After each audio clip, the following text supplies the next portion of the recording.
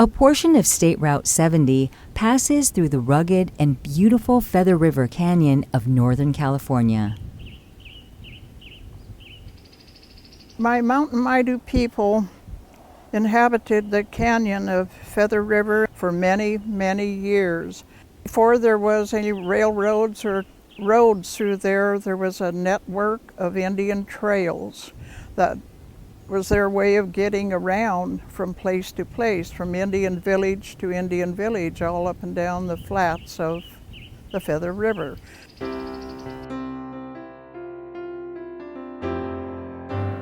The Feather River Highway is one of multiple highways across California that were built in these rugged canyon locations in the 1920s and 1930s. It is significant for its association with the state trying to build an all-weather highway across the Sierra Nevada, and it's significant for its engineering and architecture for highway architecture from that time period. It's very fascinating, the work that they performed to do it, just the whole vision that they could build this highway through this almost impenetrable canyon.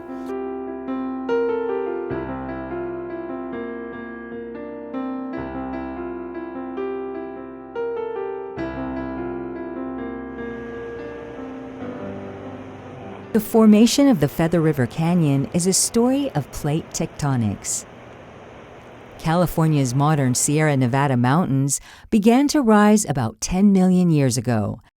As the mountains rose, rain and snow melt cascading down the young rivers carved deeper and deeper into the landscapes, creating today's steep and winding V-shaped canyons, and finally exposing its buried geologic history. Today, there are many places along Highway 70 in the Feather River Canyon where remnants of ancient oceanic seafloor muds can be found in the form of slate, dating back to more than 200 million years ago. There are also outcrops of serpentine of a similar age. Serpentine is California's state rock. It's green in color and feels soapy to the touch.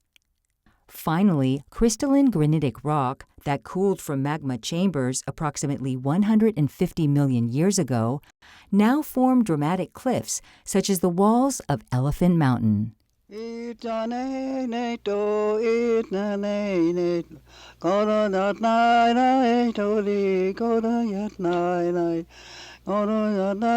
was a lot going on back in the day, many years ago, before the Euro-American ever came to the Feather River. And of course the landscape looked a lot different then. Things were more plentiful than it is now. Many of the maple trees that grew very rank up and down through the Feather River were cut down due to the construction of the railroad and the highway. And why it made it such a paradise to our Maidu people is there's certain groves where the acorn were. There's certain areas where we would go and gather and dig for the wild potatoes, to go and dig for harvest the tea, our Indian tea, medicine plants, basket material, and it just goes on and on like that, all through Mountain Maidu country. And of course, the Great Feather River had many areas of this nature. The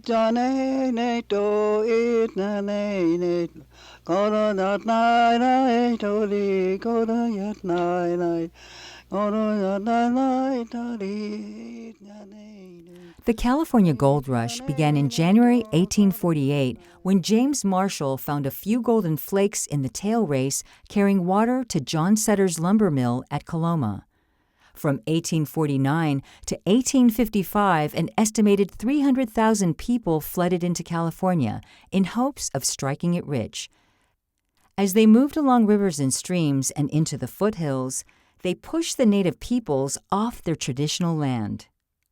Well, when the Euro-American, such as the gold miners, came into that area, that really ruined it was such an impact to the Mountain Maidu people because they would not go down to these nice big fishing holes where they were used to going down there and spearing salmon because of the white people, the gold miners all up and down through there. And then of course they were very shy, and they didn't want to communicate. They knew they couldn't, but even by sign language with the gold miners. So they just kind of shied away from that. So that made quite an impact on the traits of the Mountain Maidu people during those days. And then as time went on, though, then they kind of started to accept something they knew was inevitable, that the gold miner was not leaving the country. Throughout the foothills of the Sierra Nevada, lands of California native tribes were quickly being overrun by gold seekers, hoping to strike it rich.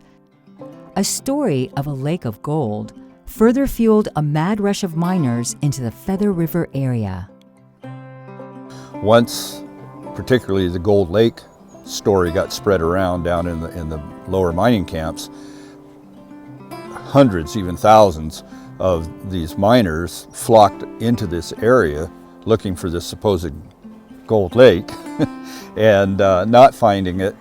They basically just kind of spread out. A lot of them started going back down to the main mining camps, and on the way they started discovering gold in a lot of these small streams and so forth around here, and realized, hey, we can do pretty good here. And so that basically precipitated the building of starting out mining camps that became towns and brought the influx of people into here. One of those immigrants striking out was a man named James Beckwourth.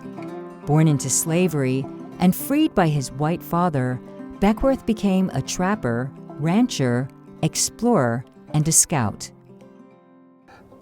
James Beckwourth left the Rocky Mountains from the trapping, being a trapper, to follow various pursuits in the American Southwest, part of which involved during the California Gold Rush coming to California. When he heard about the Gold Lake myth or Gold Lake excitement that was happening up here in the headwaters of the Feather River, and so he left his Sonoras business and headed up here with, amongst others. And during his travels in the headwaters of the Feather River, looking around, that is when he spied what became known as the Beckwourth Pass. The Beckwourth Trail would bring even more gold seekers and settlers to the Feather River area. The trail Beckwourth scouted would lead 30 miles north of Reno to cross a gap in the Sierras at an elevation of 5,200 feet, nearly 2,000 feet lower than the existing Donner Pass route of the California Trail. This kept the Beckwourth Trail passable later into the year, when snows were already closing the Donner route. His trail crossed along high lakes and through meadows, and finally followed a long ridge just above the Feather River all the way to the Sacramento Valley.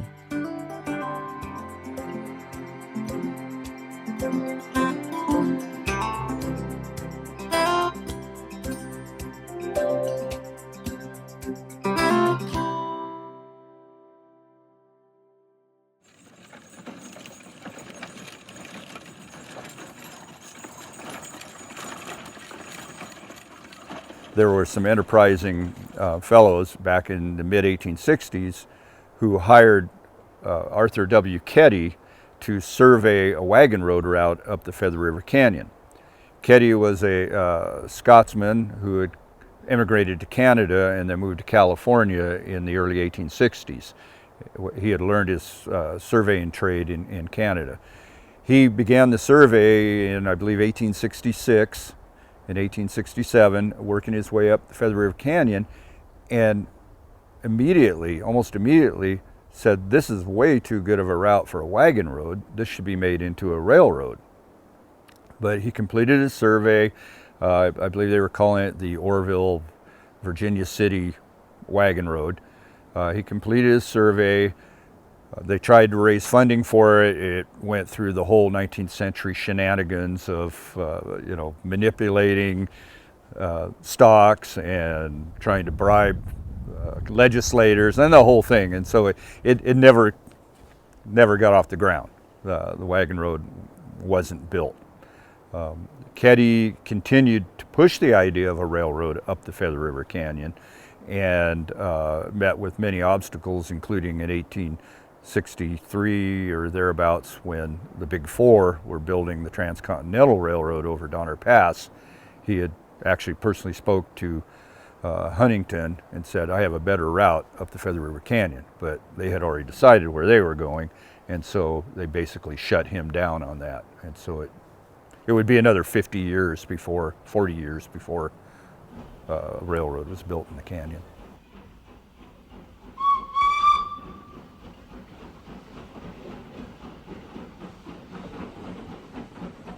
About the turn of the century, around 1903, the major railroad interests, Union Pacific, Southern Pacific, and those had pretty well locked down rail traffic going from California through to the east and also north and south from California up to Washington. So George Gould, who came from an old railroad family and was operator of the Denver and Rio Grande, proposed to build a transcontinental line in competition from San Francisco over through the Sierra Nevadas, through the Feather River Canyon, and across the Nevada deserts to Salt Lake City, which was a railroad hub, and then from there he could go wherever he needed to. So he started it in about 1903 as the Stockton and Beckwourth Pass Railway as a kind of way to keep it hidden for a while. They were keeping this like a very hush-hush kind of thing. But by 1905, they had begun construction in earnest.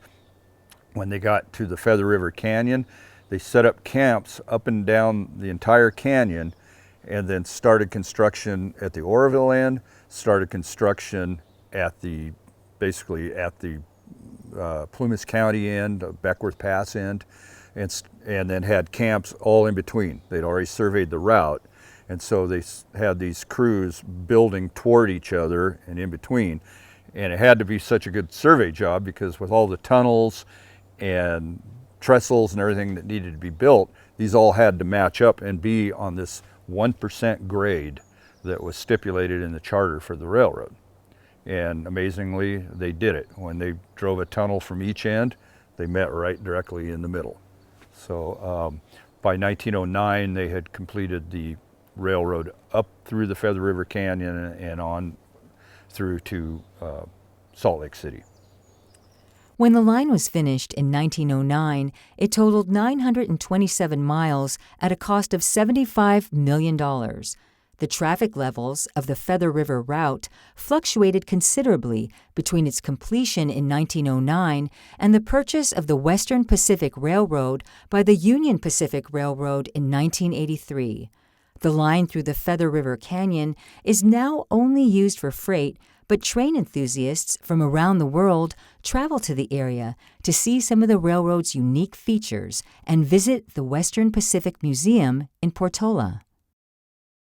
They had numerous things. One interesting one is where the trestle for the Western Pacific Railroad crosses the Feather River, and now the Highway 70 bridge that crosses the river crosses directly under it, and so they call it twin bridges, and you have the railroad going over the top above the highway bridge, so you drive under the railroad. Because of the fact that the railroad was already existent and built earlier, when Highway 70 was built, it had to pretty much leapfrog with the railroad and use whatever parts of the canyon were available to it at the time. The railroad naturally picked the easiest and best route because they were there first. At Keddy, there's what they call the Keddy Y, which is the railroad coming out of a tunnel and splitting immediately on two different trestles into a Y shape, the main line going east toward Reno, and then the left leg was put in 1929 to go north to Klamath Falls. The Keddy Y is probably the most famous feature of the line and the only railroad Y in the world. Other impressive features along the railroad include the 2 honeymoon tunnels that can be seen from Rock Creek Reservoir, the 1,005-foot-long Clio Trestle over Willow Creek east of Gray Eagle, and the impressive Williams Loop, where engineers had to circle 1 mile of track over itself in order to maintain the required 1% grade of the railroad.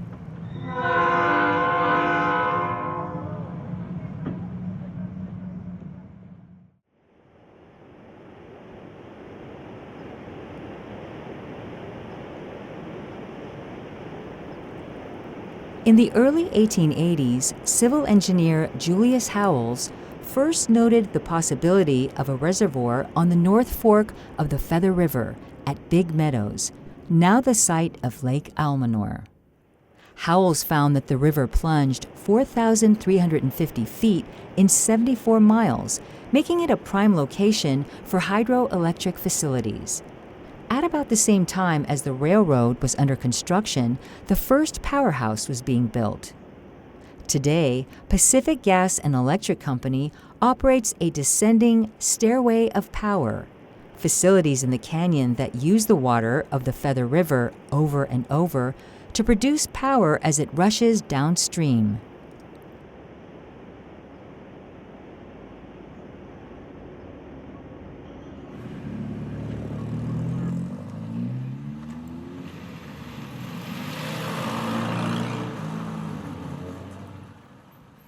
California began the development of its initial highway system in the 1890s, early 20th century. This was really in response to the poor road conditions identified across the state. Up till that time, it was really the responsibility of the counties to build roadways. And there was a great effort early on to ensure that there would be adequate roadways to connect for motor vehicles and other transportation to connect the various county seats. Basically, the construction of the Feather River Highway came about because the people in Plumas County and east of, in the Sierra, were tired of trying to negotiate the old ridge route from Quincy that goes over Bucks Lake and down into Oroville. And so for years, particularly after automobile traffic became more common, they petitioned the state to build what they called the all-weather route down the Feather River Canyon, much like the railroad was built. This was something that they looked at, it got bandied around, money was allocated for it, then taken away. They had what they called a Good Roads Committee to try to push it. So finally, about 1927, the state gave the go-ahead to begin construction on the highway up the Feather River Canyon. Much of it had already been built earlier from Oroville up to a little place called Pulga, but from there they really started building in earnest and blasted and carved their way up through all the granite and everything else for about 8 years before actually completing it in 1935 as far as Keddie. A majority of the Feather River Highway was actually built by convict labor from San Quentin and Folsom prisons. The convict labor used on the Feather River Highway operated from multiple camps that then would move as the highway construction progressed. It was considered to be sort of economical because the labor was cheap, but it also was considered to be potentially rehabilitative for the inmates. Work on the Feather River Highway was supposed to be completed in the summer of 1936, but the arduous work created delays, and there was about a year's worth of delays that led to the opening of the highway in August 1937. The project ended up costing more than $8.5 million, which ended up being about $100,000 per mile, which made it one of the most expensive highways that had been built in California up to that time.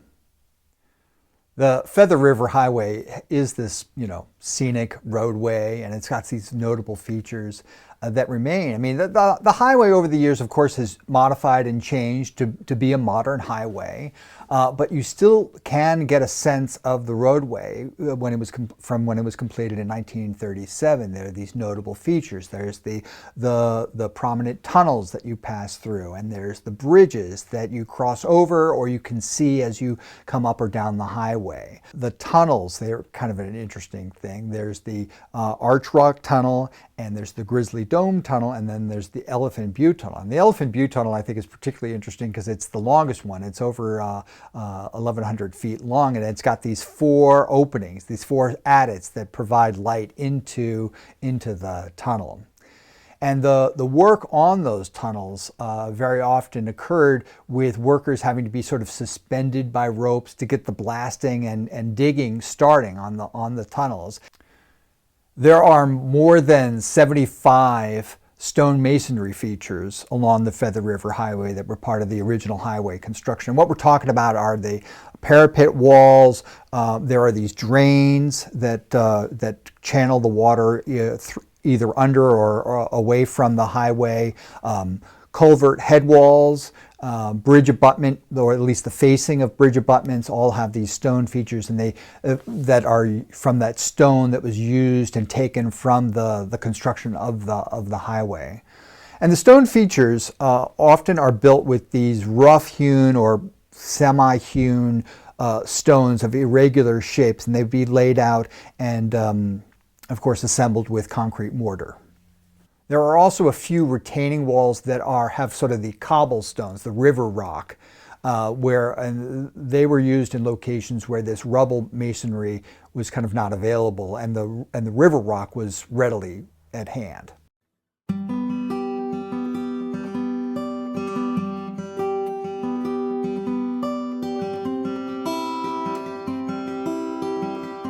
There are still some small communities and resorts along State Route 70 that began either as mining camps or as railroad construction camps.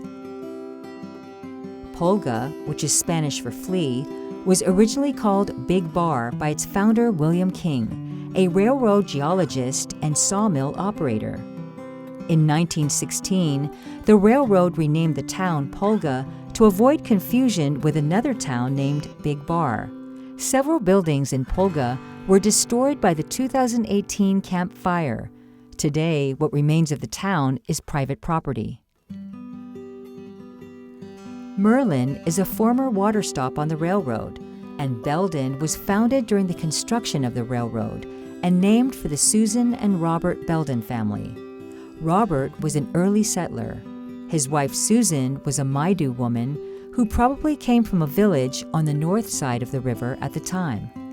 Today, Belden is a stopping point for hikers on the Pacific Crest Trail. The Belden Town Resort has a small store, campground, cabins, restaurant, and bar.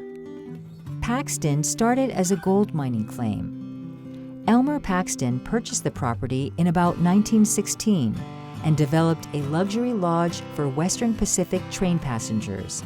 Paxton remains a lodge today. The small community of Keddy and the famous Keddy Y were named for surveyor Arthur Keddy.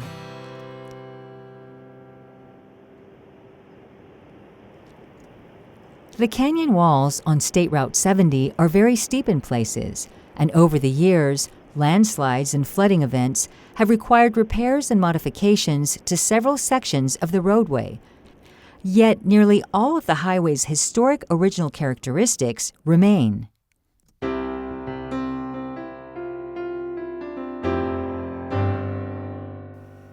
The Feather River Highway includes the Feather River Highway Historic District, which Caltrans found eligible for listing in the National Register of Historic Places in the 1980s. We're talking about 48 miles roughly between Jarbo Gap in Butte County and Keddy in Plumas County. And it is significant for its association with the state's efforts to build this all-weather highway between Oroville and Quincy, and for its significance in highway engineering and architecture. In 1998, the USDA Forest Service designated State Route 70 through the Feather River Canyon a National Forest Scenic Byway because of its magnificent vistas, wilderness areas, and its beautiful river.